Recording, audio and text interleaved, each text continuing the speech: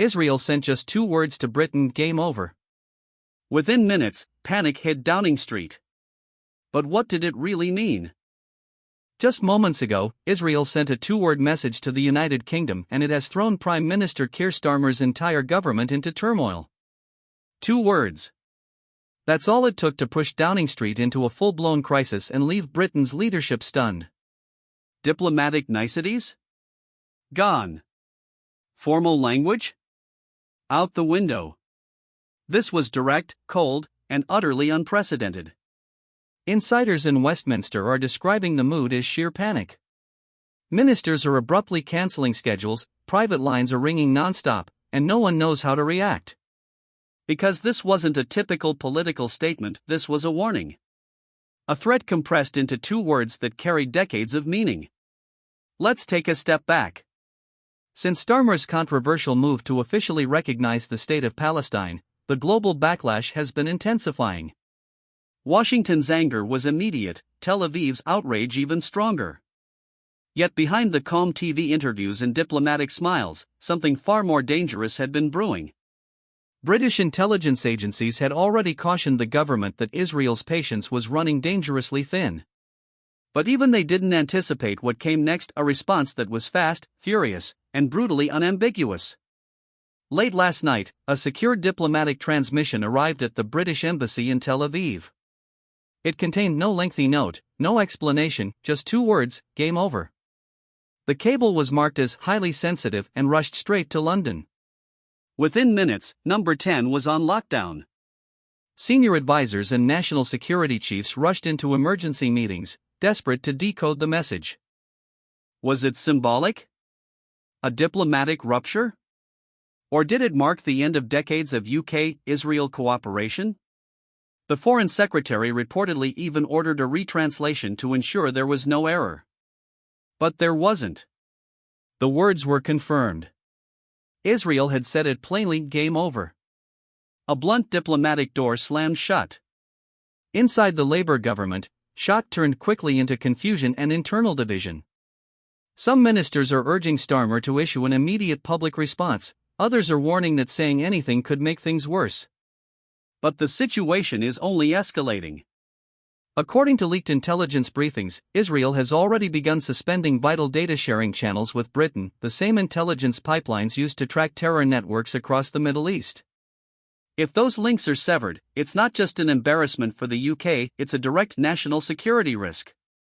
MI6 and GCHQ are scrambling to verify the claims, but early reports suggest trust between London and Tel Aviv may already be broken beyond repair. Meanwhile, Israeli media outlets are celebrating the moment, framing it as a historic reckoning. Political analysts in Tel Aviv are mocking Starmer's decision, calling it idealism over strategy and accusing him of trading decades of alliance for a few days of applause.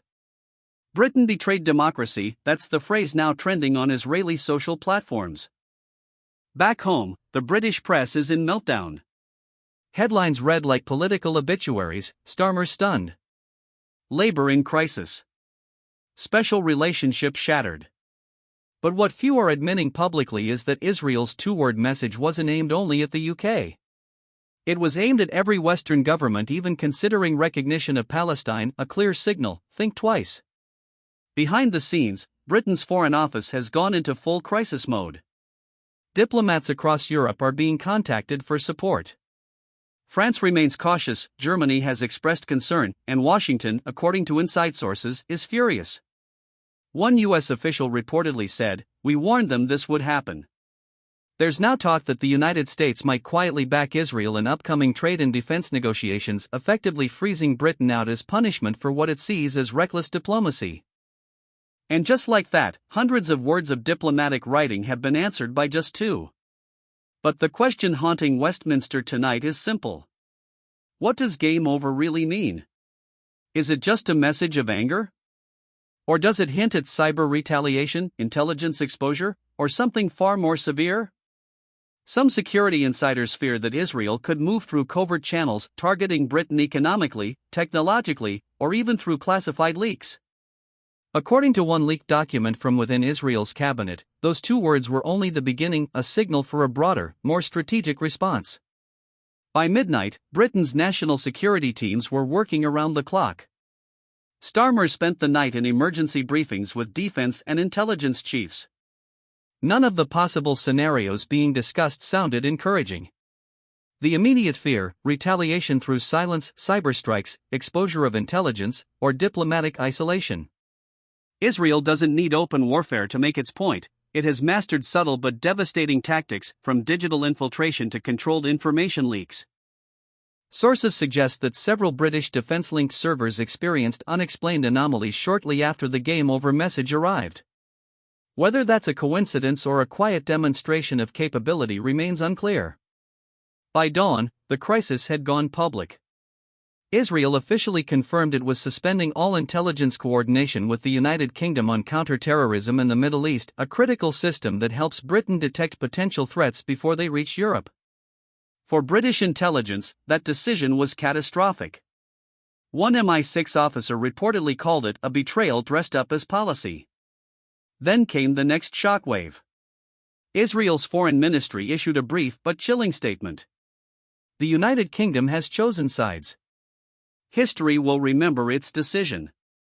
That single line shook financial markets. The pound slipped, oil futures surged, and global investors began to wonder if Britain was on the verge of diplomatic isolation. Inside Labour headquarters, panic has turned into internal rebellion. Reports claim multiple cabinet members are privately demanding Starmer issue a clarification or even a partial apology, essentially to walk it back before permanent damage is done. But Starmer has refused. He reportedly told aides that backing down would make Britain look weak and undermine its credibility on the world stage. Yet, even his closest advisors say he looks visibly shaken. One insider said, "You could see it in his face, he realized this is no longer about politics, it's about survival." And now, a new leak could turn a crisis into catastrophe. According to several diplomatic sources, Israel may soon release classified documents suggesting that labor officials held undisclosed meetings with Palestinian representatives before the recognition announcement. If those files go public, it could destroy the government's credibility, painting Starmer's move not as moral conviction, but as a pre-arranged deal. Imagine the headlines: Starmer's secret pact. The letter that lied. Opposition MPs are already demanding an inquiry. Conservatives are calling it the biggest national security scandal since the Iraq dossier. Even within Labour, whispers are growing louder. Has Starmer gone too far, too fast, dragging Britain into a diplomatic abyss? But there's a twist no one saw coming. Israel's game over message may have sparked the very domino effect it wanted to prevent. Across Europe, several nations, including Spain and Ireland, are reportedly accelerating their own plans to recognize Palestine. France remains cautious, but advisors close to President Macron say Paris will not be intimidated by threats. In other words, Israel's attempt to isolate Britain might have triggered the opposite, a wave of new recognition that could reshape the entire Middle East power structure overnight. Meanwhile, Arab nations are reacting with cautious optimism. Saudi outlets have praised Britain's courage under pressure, while the UAE just announced a £5 billion green energy deal with London right in the middle of this diplomatic firestorm. The message seems clear: some in the region are ready to bet on Britain's gamble, hoping it marks the start of a new global realignment, one less dependent on American approval. Still, the stakes couldn't be higher. This isn't just diplomacy, it's high-stakes geopolitical poker. Every move now carries consequences measured in oil, weapons, and intelligence. And right now, Israel has gone all in. Public opinion in the UK is deeply divided. Social media is on fire. Hashtags like #GameOverUK and #StandWithStarmer are trending side by side. Half the nation calls him reckless. The other half calls him brave. Yet a new poll suggests something remarkable: 61% of voters believe Britain should not apologize to Israel, a small but significant rise since the crisis began. Maybe, just maybe, the public sees this as a defining moment, a chance for the UK to act as a truly independent world power rather than America's loyal follower. But here's what keeps intelligence officials awake tonight: the possibility that Israel's message wasn't just symbolic. Because behind those two words may lie an operation already in motion. And if that's true, Britain's diplomatic crisis has only just begun. Let us know your thoughts in the comments below. Don't forget to like this video, subscribe to our channel for more in-depth political commentary, and hit that notification bell so you don't miss our next deep dive into the world of power and politics. Thanks for watching.